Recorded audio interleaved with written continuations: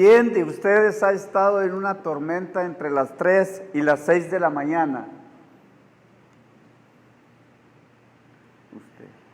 Usted.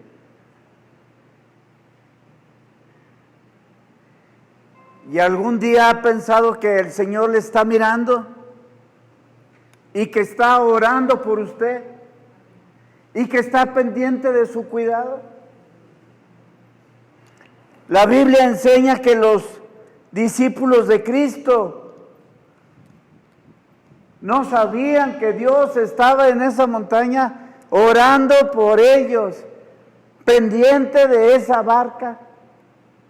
No lo sabían ellos. Pero ahora nosotros, que nos fue dado la palabra de Dios, ya podemos saber que Dios está siempre pendiente de ¿quién? De nosotros. Dice ahí en el 15 que Jesús se fue a ¿qué, hermanos? A descansar. Pero no pudo descansar porque la multitud lo seguía. Y entonces no pudo descansar. Y dice el 16 que subió a la montaña a orar por los discípulos. Y los miraba desde la montaña cuando iban en el mar. Estaba pendiente Jesús de ellos. Hoy, ¿qué nos enseña? Que el Señor está pendiente de nosotros y está orando por nosotros. Él tiene cuidado de nosotros. Pero todo este pasaje desde el 15 al 21 trae una enseñanza bien grande. Pero grande, hermanos, que pues se necesita un poquito introducirnos muy profundamente a esos versículos y poder sacar el significado de todo lo que Jesús hizo en ese mar, en esa tormenta. Y yo me pregunto, ¿por qué nos daría el Señor esa tormenta de noche, en la madrugada, con vientos contrarios en el mar? ¿Por qué usó esa enseñanza, hermanos? ¿Por qué los mandó solo para que llegaran hasta la otra barca? Los quería hacer sufrir. ¿Cuál era el propósito y el plan de Dios? Cada vez que viene una tormenta a nuestra vida, decíamos ayer, ¿verdad? Palabras violentas contra Dios, dice Malaquías. ¿Para qué sirvo a Dios? ¿Cuál es la ganancia? ¿Para qué? Pero la Biblia nos dice que aún los impíos serán ¿qué? Castigados. Y tendrán su recompensa, y es el infierno. Todo esto tiene una enseñanza profunda. Y bueno, hoy decía el hermano que tiene ganas que esta situación ya desaparezca, decía el hermano. Pero ya no va a desaparecer, ya no va a desaparecer. Y dice que durante este tiempo vamos a sufrir muchas aflicciones y tribulaciones hasta que no venga ¿quién? Cristo. Ya no se van a quitar, hermanos.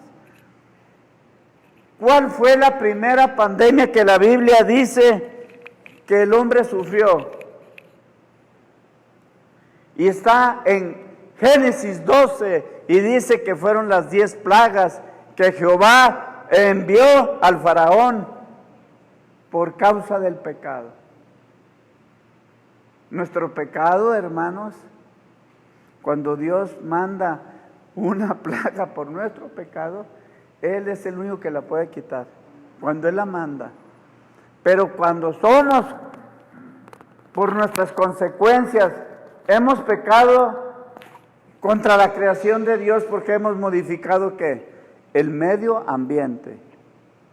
Los virus siempre han existido, siempre, pero nosotros hemos destruido ¿qué? El medio ambiente, y al destruirlo, pues hay una modificación en los virus que tienen los animales, ¿verdad? Y entonces hay animales que no debemos de comer y los consumimos, y entonces nosotros adquirimos esos animales y transmitimos enfermedades porque es nuestro pecado, ¿verdad?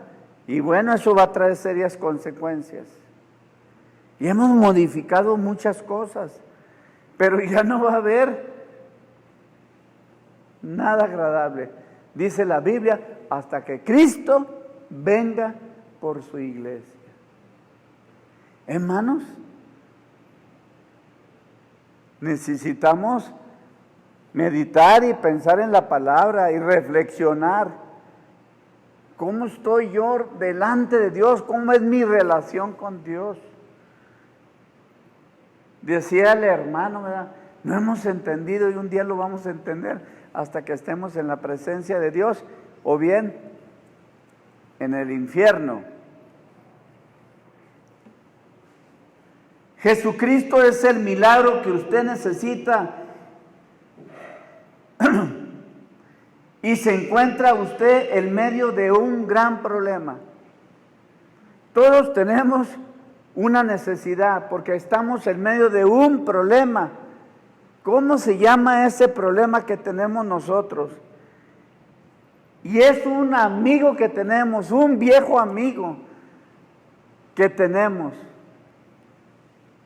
Y ese viejo amigo se llama problema. Así se llama. Nuestro viejo amigo se llama problema. Y mire a este individuo cómo está. Desesperado, con tribulación, con aflicción, y no haya qué hacer. Pero dice el título de esta meditación que Jesús es la respuesta a la desesperación del hombre. Tiene una actitud de que está, ¿qué, hermanos? Desesperado y no haya qué hacer. Y no hay una absoluta, ninguna salida. Entonces ese hombre que está en esa condición necesita de este mensaje del que vamos a hablar. Y Jesús es la respuesta de Dios a la desesperación del hombre. Y hermanos, para usted, ¿qué es un amigo? ¿Qué es un amigo para usted? ¿Usted le puede contar a cualquier amigo todos sus problemas? Y sin embargo los cuenta. Pero realmente debemos saber qué es un amigo. Y bueno, un amigo es alguien que le hace ser una mejor persona. Y eso es lo que es un amigo. Y la Biblia dice en Proverbios 27:17, adelante, ay mero, hierro con hierro se aguza, y así el hombre aguza el rostro de su amigo. ¿Sabe qué significa abusar? Mi hermano debe de saber, él trabaja con fierros. Cuando dos fierros se aguzan, ¿verdad? Se fortalece el otro fierro. Y cuando dos hermanos se aguzan, es para que yo fortalezca o él me fortalezca a mí. Entonces, cuando la Biblia enseña eso, un amigo es para que me ayude,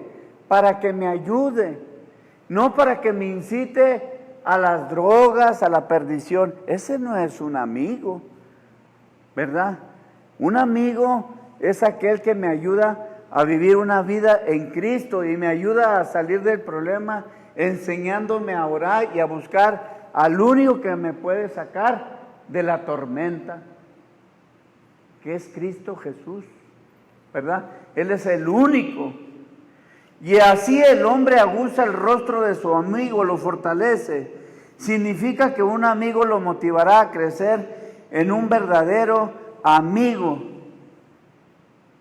Y a veces, hermano, las heridas de tu amigo que te provoca te hacen hacer malos comentarios. Pero vamos a ver qué dice la Biblia cuando tenemos un verdadero amigo que nos ayuda y en esa ayuda nos provoca heridas. Vamos a ver lo que dice la palabra de Dios en Proverbios 27:6. Fieles son las heridas del que ama, pero importunos los besos del que aborrece. Cuando realmente tienes un verdadero amigo, lo que te está diciendo te hace llorar porque sientes que te está hiriendo. Porque sabe que estás en malos pasos, porque estás en pecado. Y cuando alguien me señala mi pecado, estoy echando rayos y centellas. Pero es un gran amigo y ese es el que realmente me está, ¿qué, hermano? Tratando de ayudar. Hoy vamos a hablar acerca de Juan 6, del 15 al 21. ¿Y qué nos enseña ese pasaje? 6 anclas. 6 anclas nos enseña ese pasaje en las cuales yo puedo confiar. Que Cristo es la respuesta a mi desesperación. Cristo es la respuesta a mi desesperación. Y decía efectivamente Efesios 5, 29, 30, veía y relacionaba yo esto. ¿Qué dice Efesios 5, 29, 30? Lo acaban de leer, hermanos. A ver, hermanos, ¿quién lo tiene? Lo acaban de leer.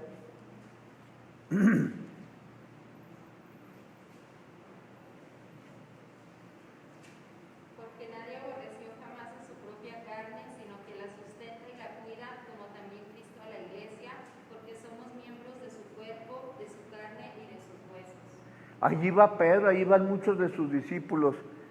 Y no eran buenos. Juan dice que era hijo del trueno. Y tenían un vocabulario tremendo, pero eran sus discípulos. Y los cuidaba el Señor. Los cuidaba y los amaba y oraba por ellos. A Pedro, ¿qué no le dijo? Pedro, Satanás me ha pedido permiso para zarandearte. Pero estoy orando por ti para que tu fe no decaiga. A pesar de la condición en la que vivimos, infidelidad, deslealtad, todo lo malo, hermanos, para el Señor, aún el Señor así, firme, ahí nos está mirando desde la montaña de la gloria de Dios, está que Dios sentado en esa montaña de gloria, viéndonos lo que estamos haciendo y que vamos remando. Ay, hijo, ya no puedo con este problema. Pero Dios, esperando el tiempo preciso para subirse al arca, para ayudarnos a llegar ¿a dónde? Al otro lado. Ahí está Cristo pendiente de nosotros.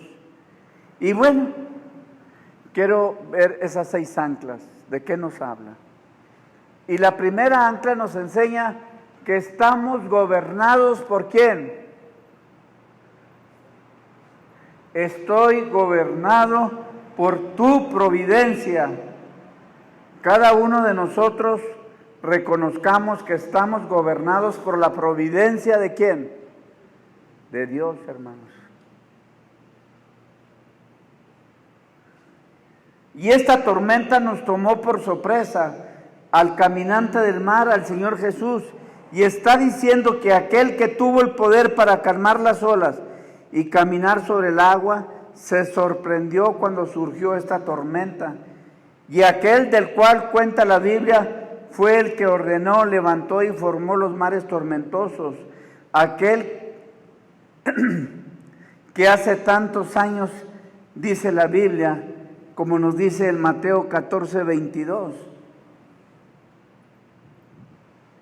que enseguida Jesús hizo a sus discípulos entrar en la barca e ir adelante de él a la otra ribera, entre tanto que él despedía a la multitud.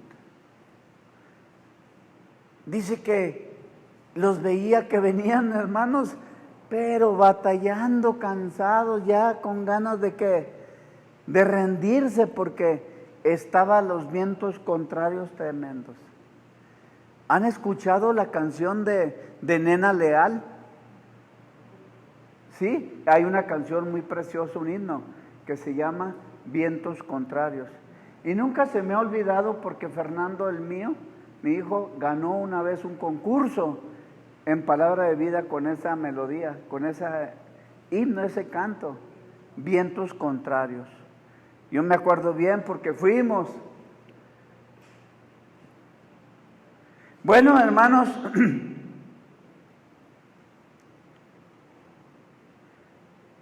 ¿por qué ellos no estaban con Jesús despidiéndolo con toda la multitud? ¿Por qué no estaban los discípulos ahí? Porque estaban obedeciendo la voz de Dios, porque Él les dijo que subieran al arca y pasaran al otro lado del río. Subieran. ¿Cómo, hermanos? Muchos de ustedes han ido al mar y han visto en la noche el mar. Estaba de mucho miedo, hermanos. Una vez fuimos a Puerto Vallarta y llegó un barco de pasajeros grandísimo y dijo mi esposa, oí que le dijo a Fernando, tu papá está impresionado con ese barco que acaba de llegar a puerto. Hermano, yo nunca había visto llegar un barco gigantesco y que bajara la gente y parecía arbolito de Navidad en la noche con muchas luces. Una inmensidad de barco en la noche. Y luego descargó y luego se oía el sonar y se vuelve a ir, hermano. Y en el horizonte se veía que una pequeña lucecita, cómo se fue desapareciendo aquello. Hermano, es impresionante. Sí da temor al ver aquello. Pues ¿cómo sería esto cuando estaban ellos a punto de ser ahogados en esa tormenta? ¿Cómo estarían, hermano? Y bueno,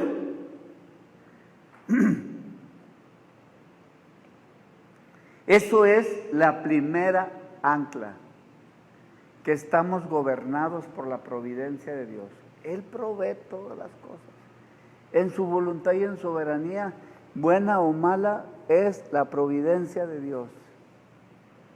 Y la segunda ancla, estoy creciendo por su plan. ¿Cuál es el plan de Dios para usted? Y Dios quiere engrandecerlo, no lo quiere consentirlo. Dios lo quiere engrandecer. Y en cada aflicción y tribulación, me acuerdo del libro de Charles Stanley. ¿Sí se acuerda, hermana? Es un libro que habla acerca de las ¿qué, hermana? De las bendiciones de Dios en cada tribulación en las cuales Dios te pone. En cada tribulación, tú no lo ves así, que Dios quiere engrandecer tu vida. Ay, hermano, pero si, ¿cómo con esta enfermedad Dios me quiere engrandecer? Para que le reconozcas como el Dios omnisciente, omnipotente y soberano, que es el único que sabe todas las cosas y tiene control de todas las cosas.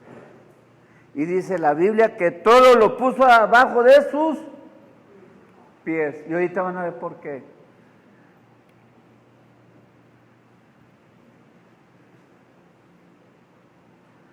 Y Dios no está interesado en hacerlo feliz y saludable como hacerlo santo, y por ello Dios lo pondrá en dificultades.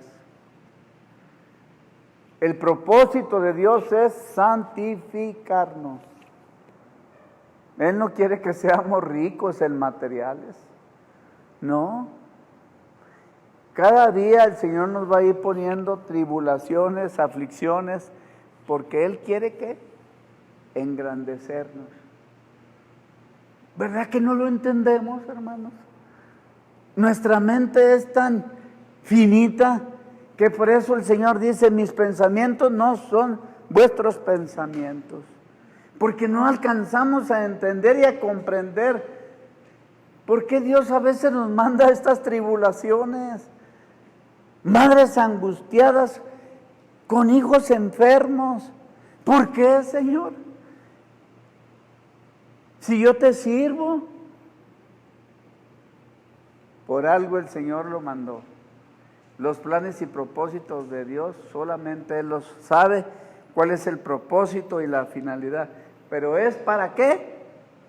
para bien, no para mal, porque Él quiere engrandecernos. Y bueno,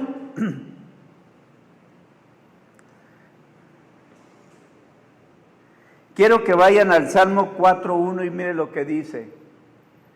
Respóndeme cuando clamo, Dios de mi justicia.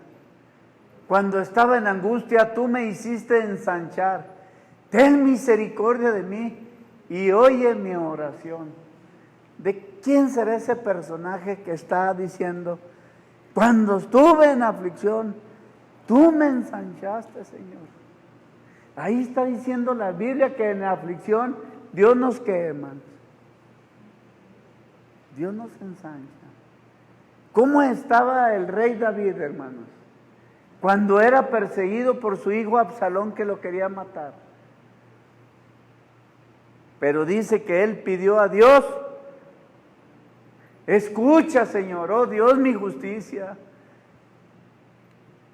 Cuando estaba en angustia, tú me hiciste ensanchar. Qué hermoso es estar en esa tribulación, ¿verdad, hermanos? Qué paradojas, pero eso es lo que Dios quiere. ¿Se acuerda los periodos en los cuales usted ha crecido más? Cuando se ha dado esos tiempos en que se ha desarrollado y ensanchado espiritualmente. Cuando su amigo problema lo ha visitado, su viejo amigo problema lo ha visitado. Hay gente que dice, hermano, salgo de una y ya estoy en otra. Salgo de esa y ya estoy en otra. Y toda la vida está ¿en qué, hermanos? En una tempestad interminable. ¿Qué quedará Dios de esto, hermanos? Él dice que es ¿para qué? Ensancharnos. No es para, ay, mi chiquito. No, hermanos. Él tiene planes de bien y no de mal. La tercera ancla que Jesús enseña aquí, dice que Jesús ora por nosotros. Tal vez yo no estoy orando por alguno de mis hermanos, pero hay alguien que su voz es más poderosa que la mía y Él está orando por usted, hermano. ¿Sí? Dice, ¿qué estaba haciendo el Señor en la cima de la montaña? La Biblia lo dice ahí en los versículos que acabamos de leer, que Él estaba orando. Y cuando el Señor Jesús los envió a la mar y Él subió a la montaña, ¿sabe usted lo que Él tenía ahí? Él tenía ventaja desde ahí porque Él podía verlo todo. Él lo vio remando, Él vio las nubes acumularse y amenazar. Él observó cómo las olas comenzaban a subir. Él lo vio todo y ¿qué estaba haciendo Él arriba? Estaba orando y quizás nosotros no lo vemos y no lo sabemos cuando estamos en una tormenta. Así estaban los discípulos. No sabían que Jesús estaba ¿qué? Orando por ellos. Yo les voy a pedir que cuando tengan oportunidad vayan ahí al Evangelio de Juan en el capítulo 8. Jesús hace a tres grupos de oración. Estaba orando por Él mismo, estaba orando por los que habían de venir y oraba por sus discípulos. Ahí en el capítulo 8 de Juan habla Jesús acerca de por qué oraba. Y dice, hermano, que estamos favorecidos por las oraciones de Jesús. Porque siempre el Señor está orando por nosotros. Y no lo vemos. Y no lo sabíamos. Pero ahora ya lo sabemos. Y más si estamos en una tormenta. Él está sentado en la cima de la gloria del cielo, viéndonos, remando contra esa tormenta. ¿Sí? Dice Marcos 6, 47, 48. Y al venir la noche, la barca estaba en medio del mar y él solo en tierra. Y viéndole remar con gran fatiga, porque el viento les era contrario, cerca de la cuarta vigilia de la noche. Vino a ellos andando sobre el mar y quería adelantárseles. ¿Pueden entender ese pasaje, hermanos? ¿Pueden entender esos dos versículos? ¿Qué significa? ¿Cuál es la enseñanza que el Señor nos quiere dar aquí?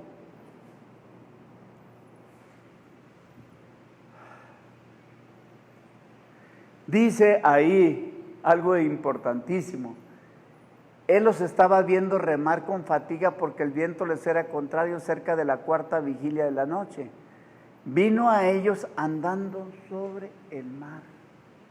Vino sobre las olas del mar, caminando, hermanos, caminando.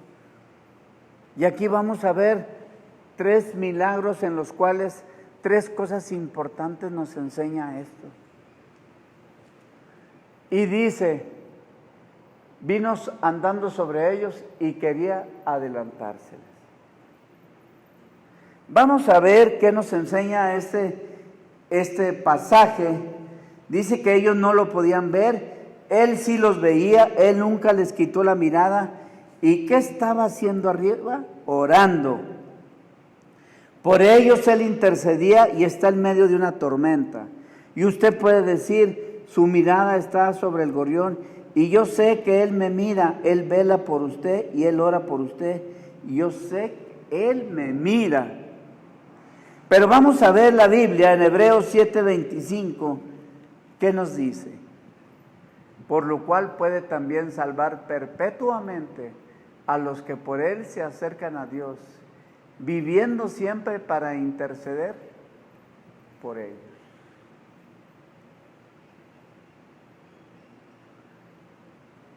Muchos matrimonios tienen problemas con su esposo.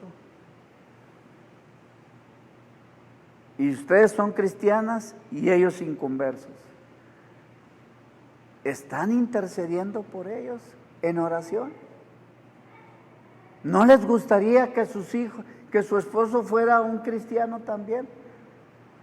¿No les gustaría, como dijimos ahorita, un verdadero amigo aguza el rostro de otro amigo? ¿Lo fortalece? ¿Les gustaría que su esposo viniera a los pies de Cristo? Pero necesitan acercarlo a los pies de Cristo. Pero si no oran por él, no va a pasar nada. ¿Necesitan orar por quién? Por su esposo. Estamos viviendo siempre para interceder por ellos. Tenemos que orar por ellos, hermanos.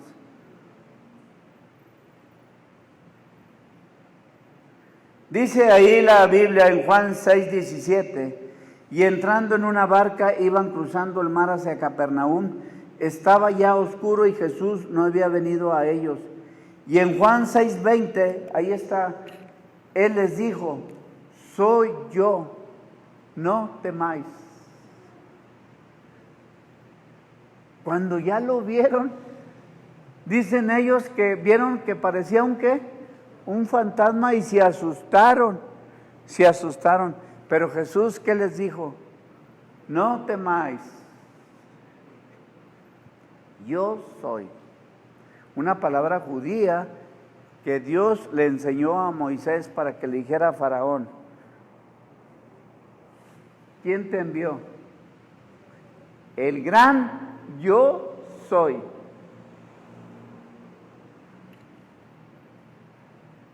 No temáis. Y bueno, hermanos, la cuarta hora, pues ya les dije, eran entre las 3 y las 6 de la mañana. Es la hora en que el ladrón siempre roba. A las 4 de la mañana roban, porque usted tiene el sueño más pesado a esa hora. Y siempre los ladrones se meten a robar a esa. El ladrón como Satanás, ¿verdad, hermano? Nos da una buena asustadilla.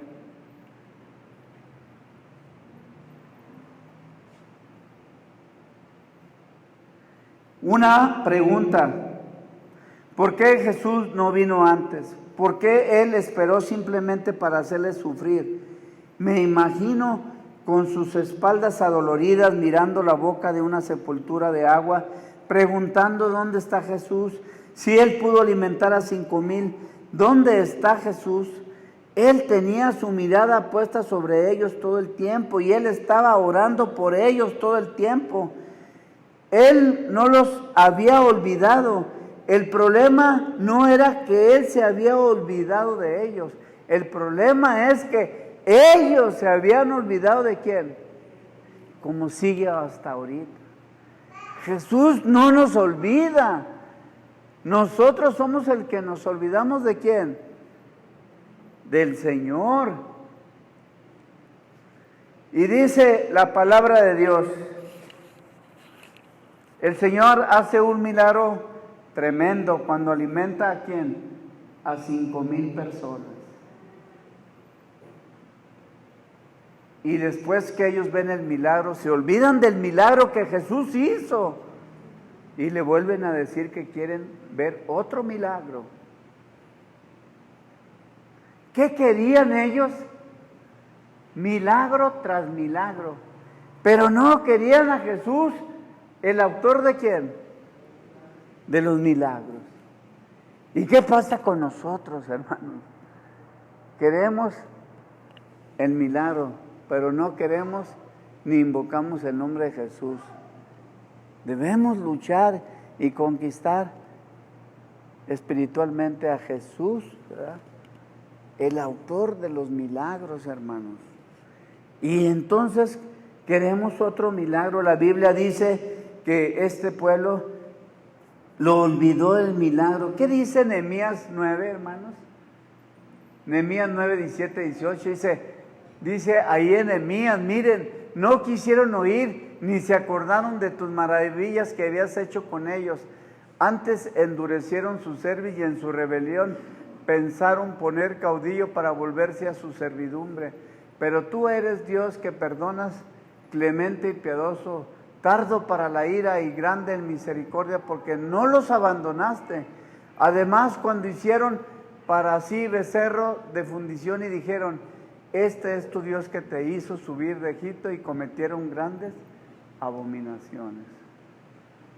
Y aún seguimos teniendo dioses paganos, ¿verdad? A veces no de madera, no de yeso, pero tenemos cosas que lo hacemos de esas cosas, nuestro Dios. Y la quinta ancla del alma es cuando estoy en dificultades, estoy protegido por su poder. El Señor les dijo, yo soy, no temáis. Muy bien. Dice que el Señor subió a la barca. ¿Cuál era el problema que tenían los discípulos cuando iban remando, hermanos? En el mar. ¿Cuál era su problema? Dice que las olas se hacían grandísimas porque venían vientos contrarios. Su más grande problema eran las olas. No podían remar contra esas olas. Pero entonces Jesús viene a la barca y sube a la barca y camina sobre las olas. Y el Jesús, ¿qué hizo? Dice que calmó las aguas. ¿Qué le enseña, hermanos? Que Él puso las olas bajo sus ¿qué? Pies, y pudo caminar sobre las olas del mar. ¿En dónde estaba la tormenta? Y dice que inmediatamente llegaron ¿a dónde? A la otra orilla donde iban.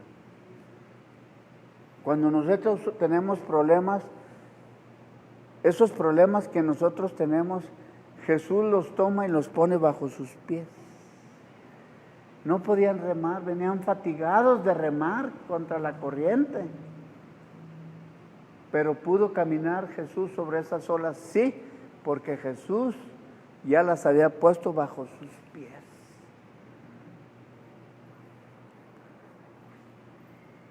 ¿Qué hemos hecho nosotros, hermanos, para ganarnos ese favor? nada, solo Dios.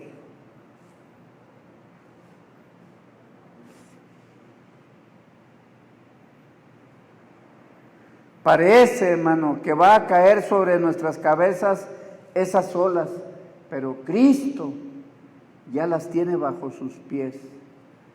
Jesús dijo, en el mundo tendréis aflicción, pero confiad, yo he vencido al mundo y somos vencedores en el Señor Jesucristo. Y última, dice Filipenses 1:6.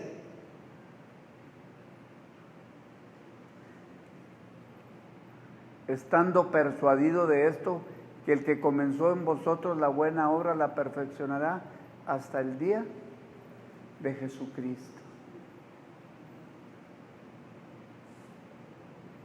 Cuando Jesús subió a la barca, inmediatamente llegaron a la orilla. ¿Qué significa esto? Que Él tenía un propósito que te llevará hasta su destino. Confía en su palabra y lo llevará hasta su destino. Ese es el propósito de Dios, hermanos. Él comenzó la buena obra y Él la va a ¿qué? La va a terminar. Y nos llevará al destino que Él tiene preparado para nosotros. Aquí nos preocupa mucho sacar el IFE, ¿verdad, hermanos? Sí, nos preocupa, pero tenemos una ciudadanía bella y hermosa, hermano, y no nos cuesta nada. Solamente venir a los pies de Jesucristo y ya tenemos ese boleto pagado. ¿Se acuerdan la historia de Albert Einstein? Cuando llegó a la terminal del tren, ¿sí se acuerdan? Se las conté. Para aquellos que no se acuerdan, compró un boleto y subió al tren, y cuando llegó el señor de los que checa los boletos, le dijo, señor Einstein, ¿me permite su boleto? Dijo, no se preocupe, en la vueltecita me lo enseño. Dio 3 vueltas el inspector de los boletos y no se encontró el boleto. Y le dijo el señor Einstein, no se preocupe, yo sé que usted lo compró. No, dijo, si no me preocupo por eso. Lo que más me preocupa es que yo compré un boleto y no sé a dónde lo compré. ¿Sí sabemos a dónde vamos, hermanos? ¿Sabemos? ¿Sabemos? ¿Estamos seguros? Dijo el hermano Javier. ¿Estamos seguros a dónde vamos? Hermanos, hay una promesa y Él dijo, no te desampararé ni te dejaré. Él le ayudará a pasar al otro lado. Y uno de estos días, pronto, muy pronto, Él va a bajar de la montaña de su gloria y Él caminará sobre el agua. Será fácil porque Jesús, al bajar el barómetro, al comenzar a azotar los vientos y al llegar las tormentas, nos preguntamos, ¿a qué va a llegar a este mundo? Él va a regresar, Él va a bajar de su trono de gloria con el arco iris alrededor de sus hombros y con la victoria en su rostro como el gran yo soy. Y la trompeta sonará y nuestra pequeña barca zarpará el mar del tiempo e inmediatamente estaremos en la costa de la eternidad cuando Él venga, porque Él es el gran yo soy. Su abuelito se nos adelantó, ya está en la costa de la eternidad, ¿verdad?